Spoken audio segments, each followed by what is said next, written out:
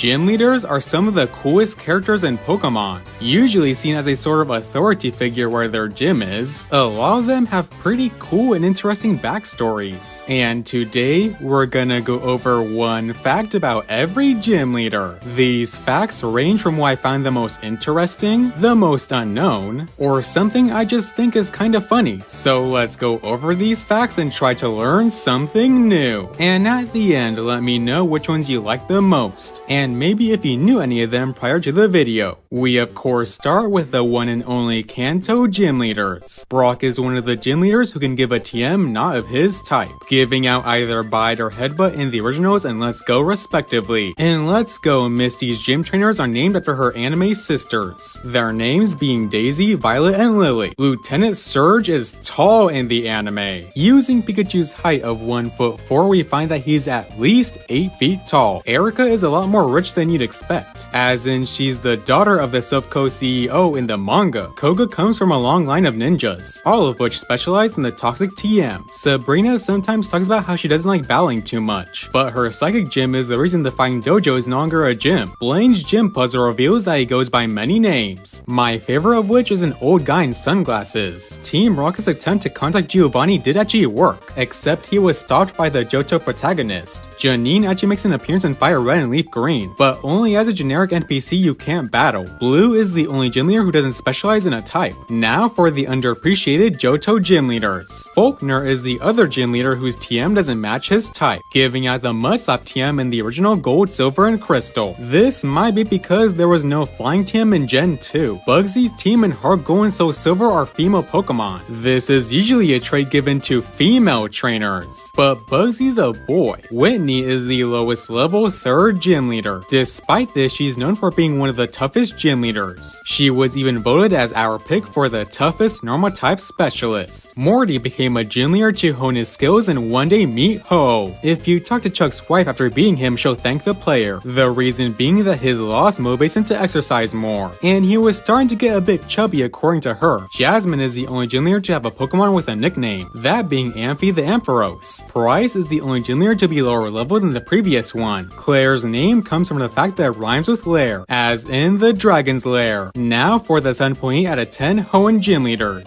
Roxanne can be seen trying to bribe a Fossil Maniac for a fossil, even offering a free gym badge for it. Brawly trained under both Bruno and Chuck. Watson doesn't have a Hoenn Pokemon, at least not until Emerald gave him the Manectric line. Flannery's Oras team is the only one that isn't faithful to the originals. Norman Slacking has the highest base stat total of any gym leader ace, though this is balanced by Slacking's Truant ability. Winona's Altaria is illegal, reason being that her Altaria is under the evolution level, and under the level that Altaria learns Dragon Dance. Tate and Liza are the first of 3 gym leaders who do double battles, but are also the only ones who battle you as a duo. Wallace is the uncle of contest star Alicia. Wallace can even occasionally appear in a master rank contest. Juan is Wallace's mentor and was the gym leader before Wallace. He then returned to the role when Wallace became the champion. Now for my turf, the Sinnoh Gym Leaders. Rourke was chosen to be the Orberg gym leader by his father Byron. However, he was actually Byron's second choice after Riley. Luckily, Riley declined the job so that Rourke could be the gym leader. Still shows how there's nepotism even in the Pokemon world though. Gardenia is the only gym leader to have a starter in her initial battle, having a Turtwig in her gym team. Fantina, yes, I'm going in the platinum order, models her dress and hairstyle after her Drifblim, her ace in Diamond and Pearl, and the Pokemon she uses in contests. Maylene and Can't Dance Flynn are best friends, visiting each other to train together. Crasher Wake is the only gym leader who doesn't use his real name, instead going by his wrestling name of Crasher Wake. In the anime, Byron's favorite fossil is a small one Rourke found as a child, which is just sweet. Still not over the blatant nepotism though. Can't Dance Flynn's gym can cause a soft lock in VDSP if you're not careful.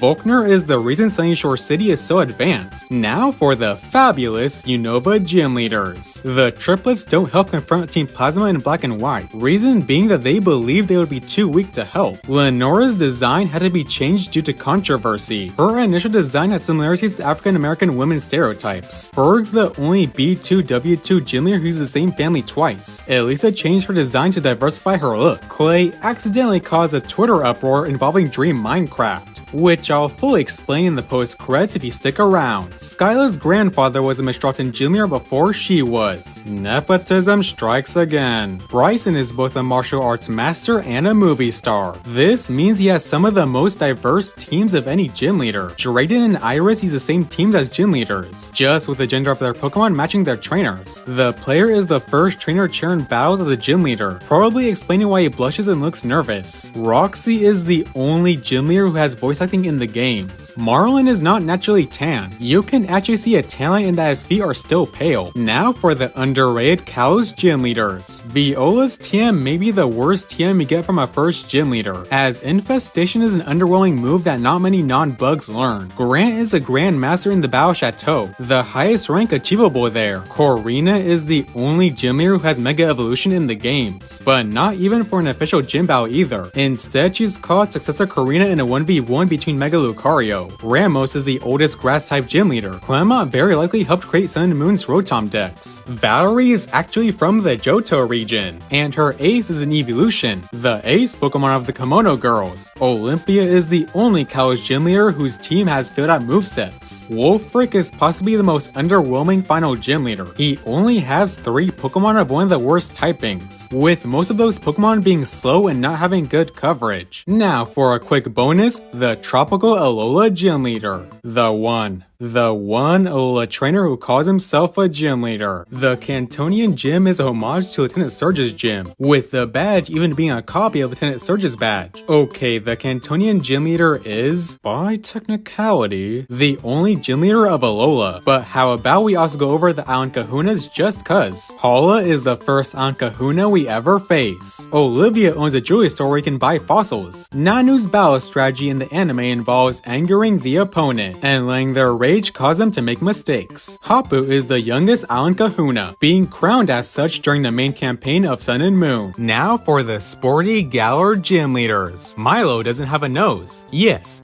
this is an important detail I needed you all to know. Chairman Rose pressured Nessa to quit her modeling career, believing that it would get in the way of her gym duties. Kabu could be Flannery's uncle since he's a fire specialist from Hoenn. Bee likes to remain stoic as she believes emotions show weakness, but she does have a sweet spot for her Pokemon and, well, sweets.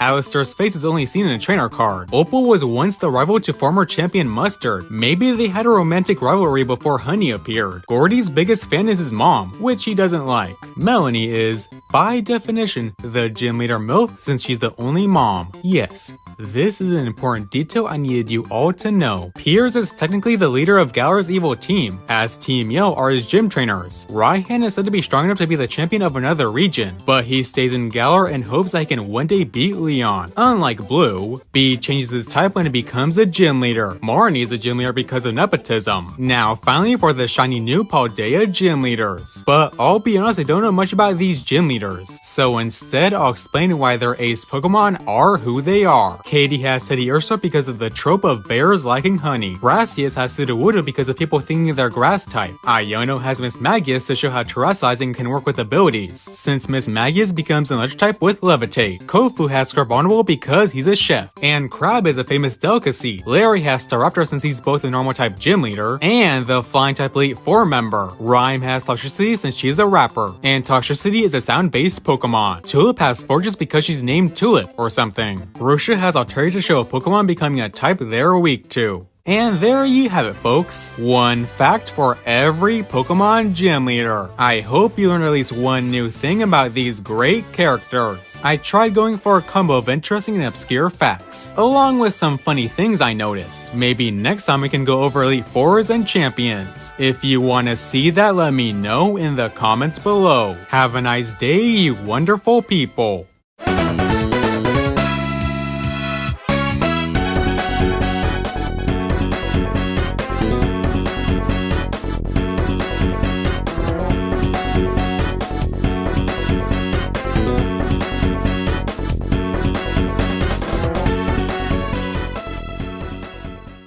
You want to hear how Clay was accidentally involved with Dream Minecraft? We start with YouTuber SaltyDK and his Friendlock series. Friendlock is a type of Nuzlocke where his friends control the Pokemon. His friends talk to him through a Discord call, but if the Pokemon they're controlling faint, they're kicked off the Discord call until the end of the run. Now, how does Gym Leader Clay get involved with this? In the third stream of Friendlock Season 2, Salty wiped to Clay, losing 5 Friendlock members in the process. But Salty managed to redeem himself and beat Clay in the next stream. So as a joke, his chat made hashtag #ClayIsOverParty on Twitter. But as it turns out, not only is Dream Minecraft's real name also Clay, but the very day this happened, Dream Minecraft privated his Twitter, leading to people thinking hashtag #ClayIsOverParty referred to Dream Minecraft. SaltyDK has a video showing the highlights of the whole situation. This all also happened after Salty famously joked, "The Twitter description guy is gonna be like, who the fuck is Clay? That's not a Minecraft streamer. That's not a Minecraft streamer. That's not Dream. Who the fuck is Clay?"